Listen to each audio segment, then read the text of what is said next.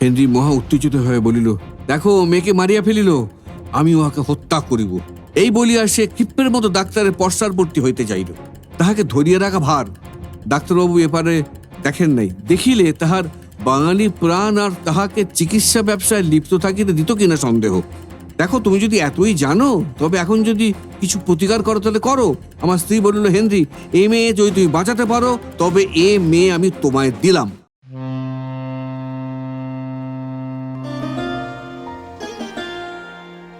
মনের বন্দরে দাঁড়িয়ে নোয়ার গল্প জাহাজ এখন শুধু গল্পের সাগরে পাড়ি দেওয়ার অপেক্ষা।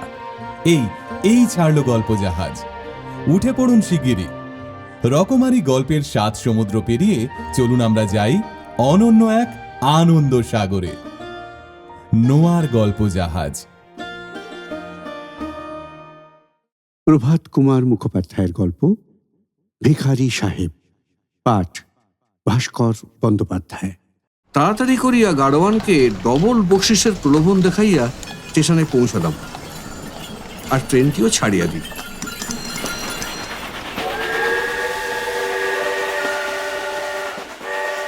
মহা মুশকিল। সন্ধ্যার পূর্বে আর গাড়ি নেই। ঘড়ি খুলিয়া দেখিলাম 1টা বাজিয়া গিয়াছে। কলিয়ারিতে ফিরিব এমন যে কিছু তাড়াহুড়ো ছিল তাহা নয়, তবে এখন হইতে সন্ধ্যা পর্যন্ত ট্রেনের প্রতীক্ষায় এই দীর্ঘ পালটা যে কাটাইব কিছু সম্বল ছিল না। গাড়ি হইতে নামিলাম। ঘোড়া দুইটি তখনও হাঁপাইতেছে। তাহাদের গাত্র বহিয়া টসটস করিয়া ঘর্মজল মাটিতে পড়িতেছে। গাড়োয়ান বেচারার মুখখানি ম্রিয়মান। সেলাম করিয়া বলিল, হুজুর, আমার কিছু অপরাধ নেই, জানলা দুটোকে মারিয়া ফেলিয়াছি বলিলেই হয়। কথাটি মিথ্যে নয়। আমি তাহাকে প্রতিশ্রুত দ্বিগুণ পুরস্কার দিলাম। তখন তাহার মুখে হাসি ফুটিল। আমার চাকর হরিতিওয়ারি বলিল, বাবু, ওয়েটিং রুমের জিনিসপত্রগুলো লইয়া যাই। নিকটে একটা প্রকাণ্ড সুচ্ছায় নিম গাছ ফুরফুর করিয়া প্রাণ কাড়িয়া লওয়া চৈতি হাওয়া বইতেছে। গাছটার তলদেশের প্রতি আমি কিয়ৎক্ষণ চাহিয়া রহিলাম। চাকরটা অনেক কাল আমার সঙ্গে ঘুরিতেছে। আমার মুখ দেখিয়া আমার মনের ভাব বুঝিতে পারিল। বলিল, হুকুম হয়তো ওই গাছের তলাতেই বিছানা বিছাইয়া দিই। আমি বলিলাম, তাই বিছাও, এইখানে একটু আরাম করি। বৃক্ষতলে সুকোমল হরিবর্ণ সম্পরাজের উপর একখানি কম্বল বিছাইয়া তাহার উপর শতরঞ্চ বিছাইয়া একটা তাকিয়া রাখিয়া হরিতিওয়ারি আমার বিছানা করিয়া দিল। আমি জুতা ছাড়িয়া কোটটা খুলিয়া রাখিয়া একটা সুদীর্ঘ আহ শব্দ উচ্চারণপূর্বক তাকিয়ায় হেলান দিলাম। তিওয়ারি গুড়গুড়িতে জল ফিবাইয়া আমাকে তামাক সাজিতে গেল। তিওয়ারি চক্ষুর অন্তরাল হইবা মাত্র একটি দীর্ঘাকৃতি বৃদ্ধ ইংরাজ আসিয়া আমার বিছানার কাছে দাঁড়াইল। টুপি খুলিয়া ইংরাজিতে বলিল, যিশুখ্রিস্টান নামে আমাকে একটা পয়সা দিন।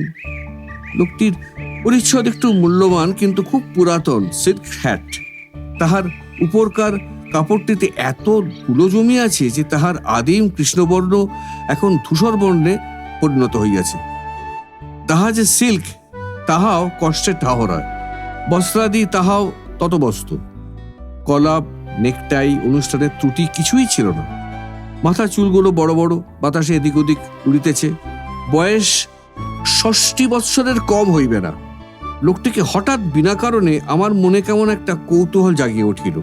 ভাবিলাম, ইহার অন্তরালে নিশ্চয়ই একটি ভগ্ন জীবনের সুকরুণ ইতিহাস আছে। সে ইতিহাস শ্রবণ করিবার জন্য আমার মন ব্যগ্র হইয়া উঠিল। ভাবিলাম, যতক্ষণ নিদ্রা না আসে ততক্ষণ ইহাকে লইয়া সময় কাটানো যায়। তাহাকে বলিলাম, এখানে বসো। কি আপদ, আমার বিছনায় বসিতে চায়। যদিও আমি ব্রাহ্ম মানুষ, স্পর্শদোষ মানি না, তথাপি ওই একটা জীবন্ত ভূতকে কি বিছানায় বসিতে পারি? তাড়াতাড়ি বলিলাম, ওই নিচের ঘাসটায় বসো না। লোকটা গর্বিত হয়ে বলিল, মহাশয়, আমার কাপড় ময়লা হইয়া যাবে যে। শুনিয়া হাসি পাইল। ভাবি, পরিষ্কার কাপড় কিনা। আবার বিছানার তলা হইতে কম্বলখানি টানিয়া বাহির করিয়া দিলাম। লোকটা পা দুটো ছড়াইয়া বসিল। আমাকে জিজ্ঞাসা করিল, চুরুট খাইবে? আমি বললাম, না, তুমি খাও।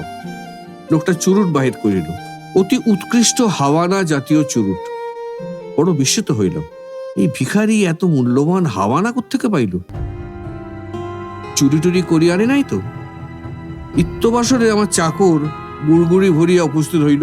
আমিও তাম্রকূট সেবন আরম্ভ করিলাম।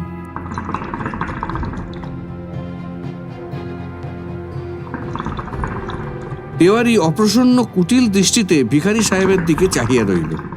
উভয় ধূমপান করিতে করিতে কথাবার্তা আরম্ভ হইতে লাগিল। নাম বলিল হেনরি। আমি বললাম, ও তো গেল তোমার খ্রিশ্চান নেম, তোমার সারনেম কি? সে বলল, আমার সারনেম নেই। জীবনের ইতিহাস কিছুই বলিতে চাহে না, শুধু বলে আমি অতি দরিদ্র, খাইতে পাই না, পথে পথে ঘুরিয়ে বেড়াই। জিজ্ঞাসা করিলাম, তোমার আর কেহ আছে? সে বলিল, আমার মা বাপ কেহ নেই, আমি একটা অনাথ বালক। বালকই বটে। আবার জিজ্ঞাসা করিলাম, স্ত্রী পুত্র পরিবার? সে বলিল, স্ত্রী পুত্র পরিবার আমার কেহই নাই। আমার মনে একটা মতলব আসিল। ভাবিলাম, অনেক বাঙালি তো সাহেব হইয়াছে, একটা সাহেবকে বাঙালি করিয়া দেখিলে কেমন হয়। ইহাকে আমার কয়লার খনিতে লইয়া গিয়া পুলিশ সর্দার করিব, ডাল ভাত খাইব, ধুতি পাঞ্জাবি পরাইব। যদি রাজি হয় তবে একটা অভিনব দর্শনীয় পদার্থ হইবে, ইহাকে কুড়াইয়া লইয়া যাই। প্রস্তাব করিলাম। হেনরি মহা উৎসাহের সহিত সম্মতি জানাইল। বলিল, ও ইয়েস বাবু, আমি বাঙালি হইব। আমাদের জাতি বাঙালিকে অত্যন্ত ঘৃণা করে। আমি স্বয়ং বাঙালি হইয়া আমাদের স্বজাতির পাপের কিছুটা প্রায়শ্চিত্ত করিব। জগৎকে দেখাইব যে বাঙালিরা হেয় পদার্থ নহে। আমি মনে মনে হাসিলাম, ভাবিলাম, জগতের কর্ণে যদি তোমার বাঙালি হওয়ার সমাচার পৌঁছয় তবে জগৎ বলিবে তুমি অন্য দায়ে এ কাজ করেছ। বলিলাম, তবে চলো, সন্ধ্যার সময় গাড়ি, কোথাও তোমার যদি কোনো জিনিসপত্র থেকে থাকে তো লইয়া আইসো। সে বলিল, বাবু, আমার আর কোথাও কিচ্ছু নেই। একটা কথা জিজ্ঞাসা করি, তোমাদের সেখানে ভালো হাওয়ানা পাওয়া যায় তো? আমি বললাম, এত খবর রাখি না, বোধহয় পাওয়া যায় না। হেনরির মুখখানা গম্ভীর করিয়া বলিল, বাবু, তবে আমার যাওয়া হইল না। অদ্ভুত লোক, এদিকে অন্ন জোটে না, এদিকে হাওয়ানা চুরুট চাই।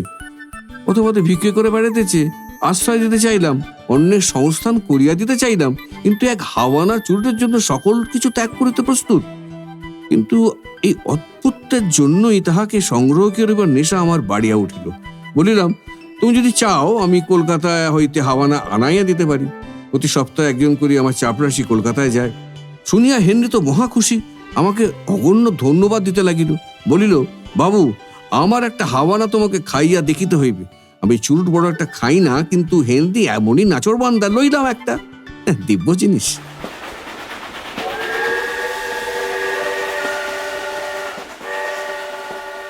হেনরি খুব কাজের লোক বটে। আমার বাহিরের ঘরে তাহাকে স্থান দিয়াছি, বাঙালি সাজাইয়াছি।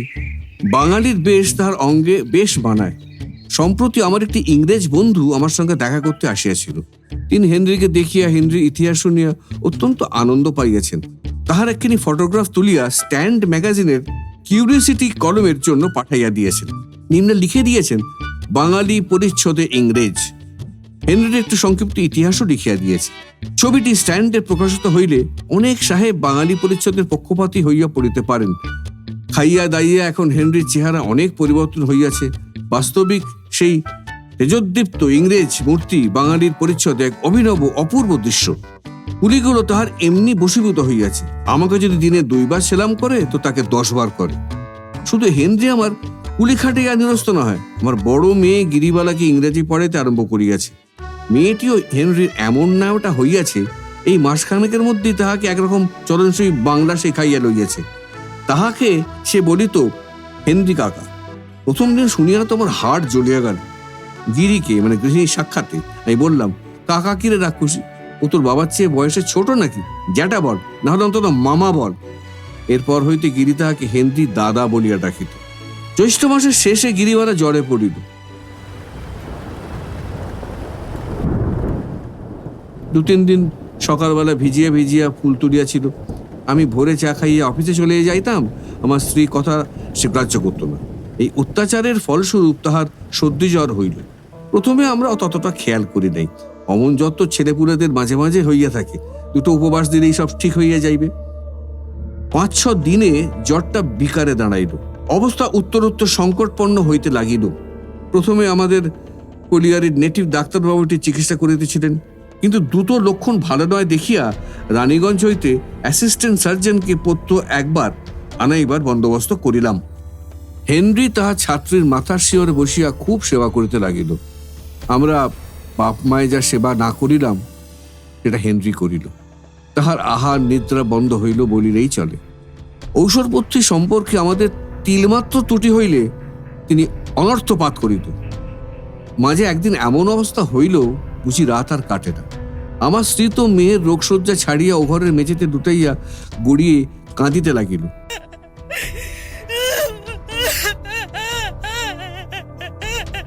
আমারও হাত পা অবশ হইয়া আসিতে লাগিল। রানীগঞ্জের ডাক্তারবাবুটি অন্যদিন সন্ধ্যার গাড়িতে ফিরিয়া যাইতেন, সেদিন আর যাইতে পারেন নাই। ঘন্টায় ঘন্টায় ওষুধ পরিবর্তন হইতে লাগিল। যখন রাত্রি 2টা, তখন ডাক্তারবাবু নতুন একটি ঔষধ প্রস্তুত করিতে লাগিলেন। যখন যে ওষুধ দেওয়া হইত, হেনরি সাবধানতার সহিত সেটা লক্ষ্য করত। প্রশ্ন করিয়া করিয়া ডাক্তারকে বিরক্ত করিয়া তুলিত। এবার বলিল, now I won't allow that, অর্থাৎ ওই ওষুধ আমি দিতে দেব না। ডাক্তার চটিয়া গেল, বলিল, মহাশয়, এই ব্যক্তি এমন বাধা দেয় কেন? হেনরি লোকটা এদিকে ভালো, কিন্তু মাঝে মাঝে ভারী খামখেয়ালি করে। অন্য সময় তাহাতে বরং আমোদ পাইয়াছি, এখন ভারী বিরক্ত বোধ করিতে লাগিলাম। হেনরি ডাক্তারকে স্টুপিড ফুল বলিয়া গালি দিল। আমাকে বলিল, এ কিছু জানে না, ইহাকে তাড়াইয়া দাও, এখনই রোগীকে মারিয়া ফেলিবে। ডাক্তার বলিল, যদি অমন করিয়া আমার চিকিৎসা কার্যে আপনি বাধা দেন, তাহলে চিকিৎসা আমি ত্যাগ করিব, বলিয়া তিনি উঠিয়া দাঁড়াইলেন। এই ব্যাপারে আমাদের স্ত্রী পুরুষের মাথায় যেন বজ্রাঘাত হইল। হেনরিকে বললাম, করো কি, তুমি চিকিৎসার কি জানো? ডাক্তার যা বোঝেন সেটা তাকে করতে দাও, তারপর অদৃষ্টে যা লেখা আছে তাই হবে। হেনরি বলল, অদৃষ্ট আবার কি? জানিয়া শুনিয়া এই ওষুধ এখন খাওয়াইলে নিশ্চিত মৃত্যু। 8 ঘন্টার মধ্যে গা হিম হইয়া নাড়ি ছাড়িয়া যাইবে। ডাক্তারবাবু হেনরিকে বলিলেন, তুমি তো ভারী পণ্ডিত দেখিতেছি, কেন নাড়ি ছাড়িয়া যাইবে কেন? আমি বললাম, হেনরি, ডাক্তারবাবু যা বলিতেছেন তাহাই আমরা ঠিক করিয়া মেনে নিই, তুমি কোনো আশঙ্কা করিও না। শেষকালে হেনরি ডাক্তারকে বলিল, আচ্ছা, তবে তোমার ওষুধই দাও, কিন্তু যদি আমার মেয়ে মরিয়া যায়, তা হইলে তোমাকে আমি হত্যাকারী বলিয়া পুলিশে দেব। আর তুমি যে ওষুধ দিতেছ তার একটি তালিকা করিয়া নাম স্বাক্ষর করিয়া দাও। এই বলিয়া ক্ষিপ্ত হস্তে হেনরি প্রেসক্রিপশনখানা লিখিয়া ফেলিল। ডাক্তারবাবুকে বলিল, সই করো। ডাক্তারবাবু ইতস্তত করিতে লাগিলেন। আমি দেখলাম ইহাদের বিবাদের মধ্যে পড়িয়া আমার মেয়ের প্রাণ যায়। আমি ডাক্তারবাবু হাত ধরিয়া বলিলাম, মহাশয়, ওটা পাগল, ওর কথা শুনবেন না, আপনি যে ওষুধ ইচ্ছে তাহাই দিন। প্রেসক্রিপশনখানা হেনরির হাত থেকে কাড়িয়া আমি খণ্ড খণ্ড করিয়া ছিঁড়িয়া ফেলিলাম। ওষুধ দেওয়া হইল। হেনরি রোষান্বিত লোচনে বলিল, ঈশ্বর তোমাকে মার্জনা করুন। ডাক্তারের কাছ থেকে একটা উৎকৃষ্ট থার্মোমিটার ছিল।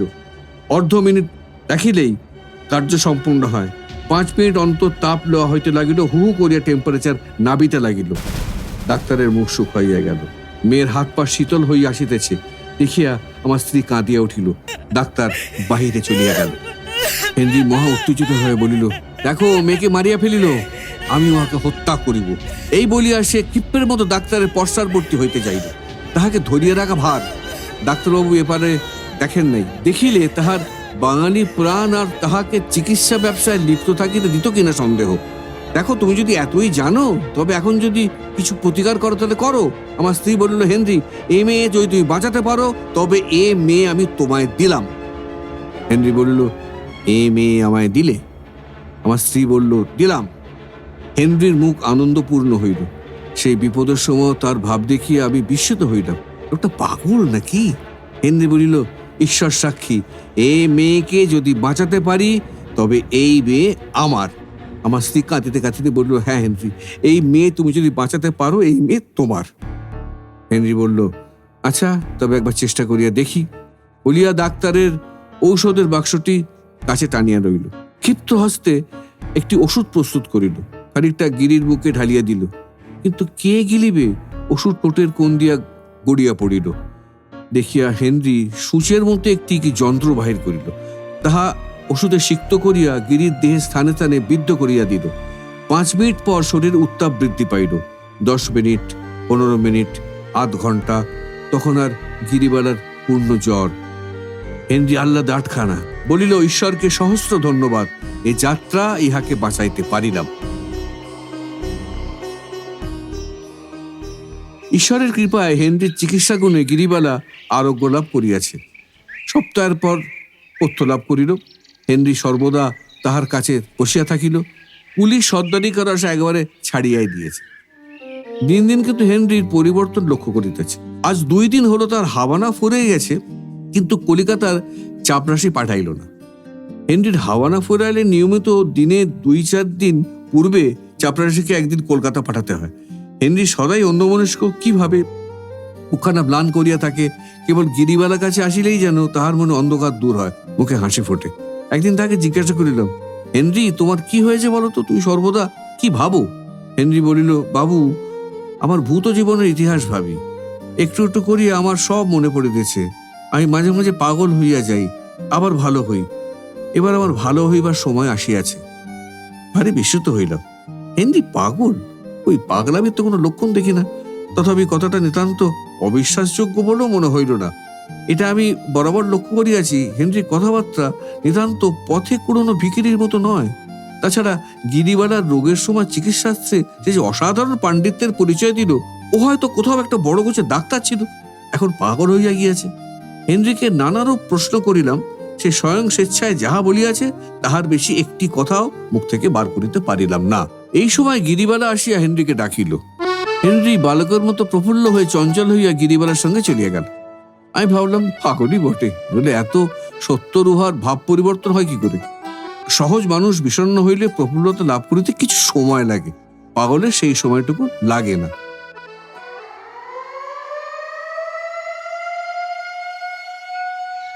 কয়েকদিন পরে আমি কলিয়ারির অফিসে বসিয়া হিসেব দেখিতেছি। সন্ধ্যা হইবার আর বিলম্ব নাই। দরওয়ান একটি কার্ড আনিয়া আমার হাতে দিল। পূর্বে উল্লেখিত আমার সে ইংরেজ বন্ধু মরিসন। স্বয়ং উঠিয়া গিয়া সমাদর করিয়া বন্ধুকে লইয়া আসিলাম। অভিবাদন এবং প্রথম শিষ্টাচার বচনাদির পর তিনি আমাকে জিজ্ঞাসা করিলেন, আপনার সে ইংরেজ বাঙালি 20 সর্দারটি আছে তো? আছে বই কি, কেন বলুন তো? তাহা হইলে আপনি ভারী বিপদে পড়িয়াছেন। এই বলিয়া মরিসন মুখখানি অতিশয় গম্ভীর করিলেন। আমি একটু শঙ্কিত হইয়া জিজ্ঞাসা করিলাম, কেন কেন, ব্যাপারটা কি? ব্যাপার গুরুতর। হেনরি একজন ফেরারি আসামি, ও লন্ডনের নিকট একটি জেলে আবদ্ধ ছিল। দস্যুবৃত্তি ও নরহত্যার অপরাধে অপরাধী, উহার প্রাণদণ্ড হইত। জেল ভাঙিয়া পালাইয়া আসিয়াছে, তাহাকে আশ্রয় দিয়া আপনি আইন অনুসারে দণ্ডনীয় অপরাধ করিয়াছেন। আমি চিন্তিত হইয়া পড়িলাম। নিজের জন্য নয়, হেনরির জন্য। হেনরিকে আমরা ভালোবাসিয়া ফেলিয়েছি। হেনরি এমন ভালো, উহার ভূত জীবন নরশনীতে কলঙ্কিত। দস্যুবৃত্ত করিয়া জীবিকা নির্বাহ করিত, উহার প্রাণদণ্ড হইবে। হেনরি যে আমাদের পরম আত্মীয়ের মতো, হেনরি যে আমার প্রাণাধিকা কন্যার জীবনদাতা, উহার ফাঁসি হইবে। বন্ধু বলিলেন, এখন কি উপায় ভাবিতেছেন? এইবেলা পুলিশ ডাকিয়া উহাকে ধরাইয়া দিন, তাহলে প্রমাণ হইবে যে আপনি উহাকে আশ্রয় দিয়েছেন তাহা না জানিয়া। আমি উত্তেজিত হয়ে বলিলাম, হেনরিকে আমি ধরাইয়া দেব? উহাকে আমি বরং গিয়া সাবধান করিয়া দিব। মরিসন পা দুটো কাঁক করিয়া দিয়া চেয়ারের পৃষ্ঠা লাইয়া পড়িয়া যেন ভারী নিরাশ হইয়াছেন। বলিলেন, বাবু আপনি একজন সুশিক্ষিত পদস্থ ব্যক্তি হইয়া এমন কথা বলিতেছেন? আইনের কবল হইতে তাহার ন্যায্য শিকারকে কাড়িয়া লইবেন? সকলেই যদি আপনার মতো এইরূপ ভাবনাপন্ন হয়, তবে সুবিপুল সুখময় জনসমাজ স্বরূপ অট্টালিকা দুদিনে চূর্ণ বিচূর্ণ হইয়া ধূলিসাৎ হইয়া যাবে। আমি ভারী দমিয়া গেলাম। কথাটা ঠিক বটে, কিন্তু আমি কোন ধর্ম বা কোন নীতি অনুসারে আমার কন্যার প্রাণদাতার প্রাণদণ্ডে সহযোগিতা করিব? মরিসন বলিল, হেনরি যদি প্রকৃতি অপরাধী হয় তাহলে সে রাজদণ্ডের উপযুক্ত, সন্দেহ নেই। আমি স্বয়ং আয়োজন করিয়া উহাকে ধরাইয়া দিব কেমন করে? এতে আমি অক্ষম। মরিসন বলিলেন, আপনি তো বলিয়াছেন যে উহাকে আপনি সাবধান করিয়া দেবেন এবং যাহাতে ধৃত না হয় সেই চেষ্টা করিবেন। আমি বিস্ময় প্রকাশ করিয়া বলিলাম, কই, তাহা তো আমি বলি নাই। উহাকে সাবধান করিয়া দিব বলেছিলাম বটে, কিন্তু যাহাতে সে ধৃত না হয় সেই চেষ্টা করিব এমন কথা কখন বলিলাম? মনীষা ইহার উত্তর দিবার পূর্বে আবার বলিলাম, যদিও ধর্ম তো আমার তাহাই করা উচিত। বন্ধু জিজ্ঞাসা করিলেন, কেন? আমি গিরিবেলার রোগ এবং হেনরি কেমন করিয়া তার জীবন রক্ষা করিয়াছে তার সমস্ত ইতিহাস তাকে বলিলাম। শুনিয়া তিনি কিয়ৎকাল মৌন হয়ে রইলেন। আমি জিজ্ঞাসা করিলাম, কিন্তু এই সকল সংবাদ আপনি পাইলেন কোত্থেকে বলুন দেখি? তিনি বললেন, মনে আছে হেনরি যখন প্রথম আসিয়াছিল তখন আপনি তার বাঙালি পরিচ্ছদ দেখিয়া অত্যন্ত হাসি এবং তার ফটোগ্রাফ তুলিয়া লইয়া যাই। হ্যাঁ, মনে আছে।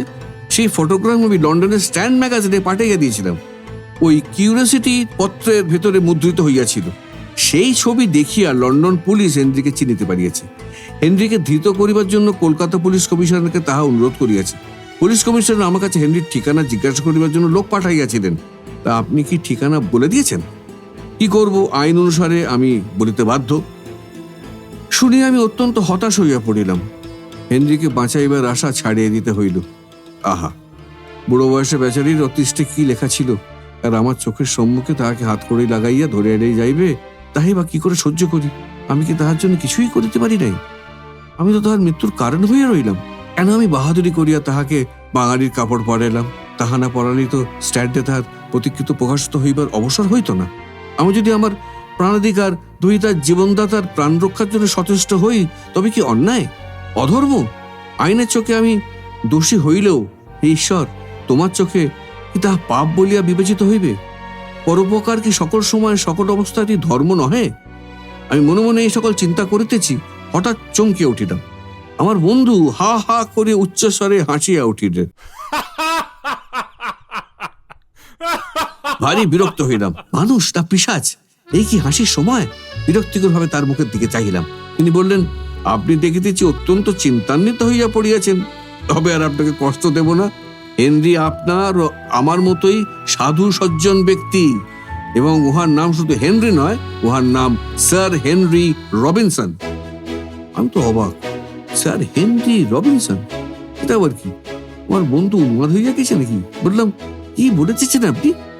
বলিতেছি এই কথা যে আপনার ওই কুলিশ সর্দারটি একদিন হাউস অফ কমন্সে বক্তৃতা করিয়া স্বদেশবাসীকে মুগ্ধ করিয়া দিয়েছিলেন। আমার মনে হল এই সকল প্রসঙ্গ এমনি অসম্ভব যে হয় আমি জাগিয়া নেই, স্বপ্ন দেখিতেছি। বন্ধু আমার মুখের ভাব দর্শন করিয়া সমস্ত বোধ বুঝিতে পারিলেন। আমার হাতে একখানি বড় লেফা বাঁধিলেন। তারপরে স্বনামীয় পত্র, বিলাতির ডাকে আসিয়াছে, শিলমোহর করা, রেজিস্ট্রি করা চিঠি। চিঠি বাহির করিয়া আলোকের কাছে ধরিয়া পড়িতে আরম্ভ করিলাম। এখানে স্ট্যান্ড ম্যাগাজিনের কার্যালয়তে আসিয়াছে। নিম্নে তাহার মুখবন্ধ সম্বন্ধ হইল, মহাশয়, আপনার প্রেরিত বাঙালি পরিচ্ছদে ইংরেজ ফটোগ্রাফখানি আমরা সাদরে স্ট্যান্ড ম্যাগাজিনের কিউরিসিটি পৃষ্ঠায় মুদ্রিত করিলাম। ইহার ফলস্বরূপ একখানি চেক পাঠাইলাম, প্রাপ্তি স্বীকার করিলে বাধিত হইব। আপনি এই ফটোগ্রাফখানি পাঠাইয়া শুধু আমাদের পাঠকের আমোদের আয়োজন করেন নাই, পরন্তু বেচারি হেনরির বড় উপকার করিয়াছেন। উহার পুরো নাম স্যার হেনরি রবিনসন। অদ্য প্রাতে তাহার ভ্রাতস্পুত্র আমার সঙ্গে সাক্ষাৎ করিতে আসিয়াছিলেন। স্যার হেনরি লন্ডন সমাজের একজন গণ্যমান্য লোক। উন্মাদ ব্যাধিতে আক্রান্ত হইবার পূর্বে তিনি 2 বার পার্লামেন্টের মেম্বার নির্বাচিত হইয়াছিলেন। চিকিৎসা শাস্ত্রেও তিনি একজন পারদর্শী ব্যক্তি। গত 10 বছর হইতে তিনি এইরূপ ব্যাধিগ্রস্ত হইয়া পড়িয়াছেন। মাঝে মাঝে পাগল হইয়া যান, গৃহ ছাড়িয়া কোথাও চলিয়া যান, কেউ সন্ধান পায় না। তাহার পাগলামির লক্ষণ এই যে তিনি নিজেকে দরিদ্র ভিক্ষুক বলিয়া মনে করেন এবং পথে পথে ভিক্ষা করিয়া বেড়ান। আত্মীয় স্বজনরা অন্বেষণ করিয়া আবার তাহাকে ধরিয়া আনেন। সবসময় যে অন্বেষণে কৃতকার্য হন তাহা নয়, একবার পাগল হইয়া 6 মাস, 8 মাস বা 1 বছর ব্যাধিগ্রস্ত থাকেন। যেবার ধৃত না হন সেবার আরোগ্য লাভ করিলে নিজেই আবার গৃহে ফিরিয়া আসেন। যতদিন ভালো থাকেন ততদিন উহার প্রধান কাজ নিজের জমিদারিভুক্ত দিন দুঃখী প্রজাদের রোগ হইলে চিকিৎসা করিয়া সারান। গত বৎসর শীত ঋতুতে ইনি রোগমুক্ত অবস্থায় বন্ধুগণের সহিত ভারতবর্ষে ভ্রমণ করিতে যান।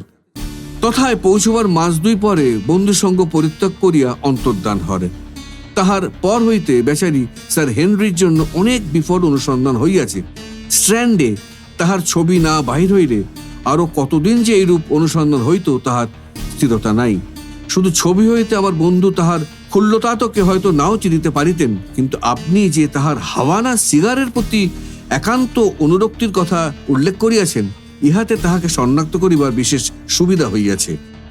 আপনি যদি অনুগ্রহ করিয়া স্যার হেনরির বর্তমান ঠিকানা আপনাদের জানান, তবে তাহার ভ্রাতস্পুত্র তাকে গৃহে ফিরাইয়া লইয়া আসিবার বন্দোবস্ত করিবেন।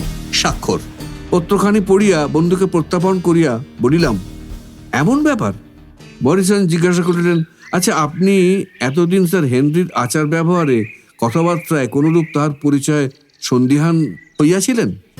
হেনরি সেদিন আমাকে তাহার ভূত জীবনের সম্পর্কে যাহা বলিয়াছিল তাহাই মরিসনকে বলিলাম। শুনিয়া তিনি বলিলেন, সুসংবাদ বটে, স্যার হেনরি তবে আরোগ্যের পথে আসিয়াছেন। আমি অনেকক্ষণ নীরব রহিলাম। শেষে জিজ্ঞাসা করিলাম, আপনি তাহাদিগকে হেনরি অর্থাৎ স্যার হেনরির ঠিকানা জানাইয়াছেন?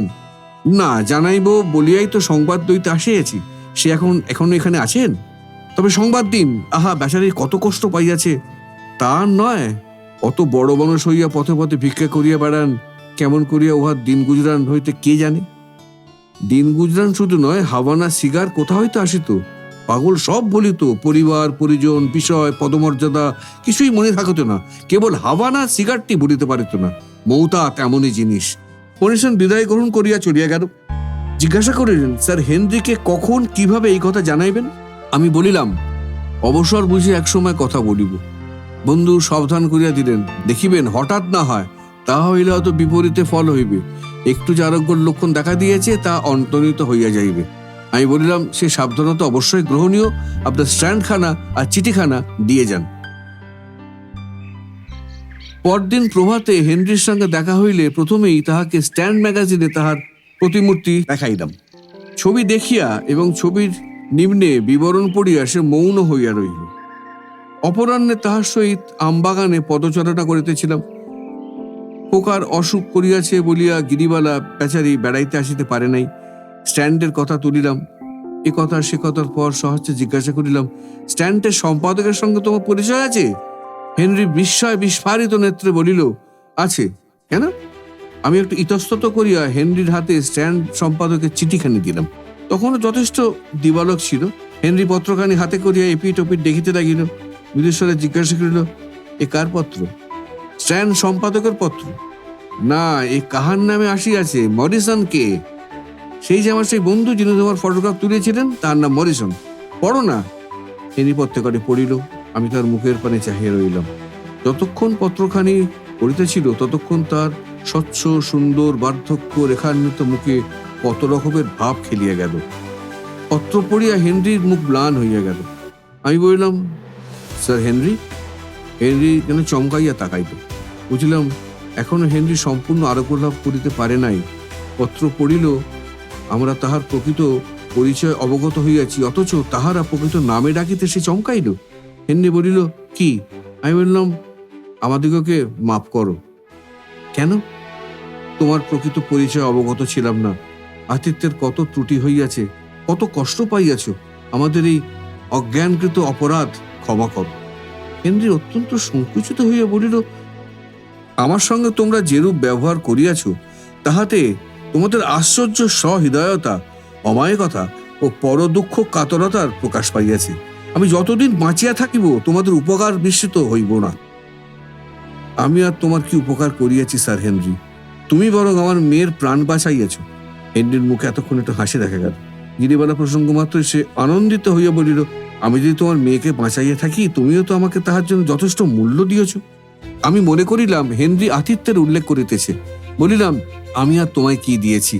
আমি যৎ সামান্য যাহা তোমার জন্য করিয়াছি, তুমি আমার কর্মে সহায়তা করি তার দ্বিগুণ ঋণ শোধ করিয়াছ। হেনরি আবার হাসিল, বলিল, না না, তাহার অপেক্ষা তুমি আমাকে ঢের বেশি মূল্যবান জিনিস দিয়েছ। আমি বললাম, কি? কেন? গিরিবালাকে আমায় দিয়েছ। আসিলে যে কেন? ভারী অসম্ভব নাকি? তুমি তো ব্রাহ্ম, তোমার তো জাতচ্যুতির ভয় নেই। গিরিবালাকে আমি বিলাতে লইয়া গিয়া উহাকে সেখানে কোনো প্রথম শ্রেণীর বিদ্যালয়ে ভর্তি করিয়া দেব, উহাকে মানুষ করিব, লেখাপড়া শেখাইব, তারপর হয়তো কোনো সম্ভ্রান্ত বংশীয় উচ্চশিক্ষিত উচ্চবিত্ত লন্ডন প্রবাসী বঙ্গীয় যুবকের সহিত উহার বিবাহ দেব। আমি বললাম, না না, সে কি করে হয়? আমি সেটা তোমার স্ত্রী ছাড়িবে না। হেনরি ভ্রুকুটি বিস্তার করিয়া বলিল, বেশ, মনে নাই? তিনি তো গিরিবালাকে আমায় দান করিয়াছেন।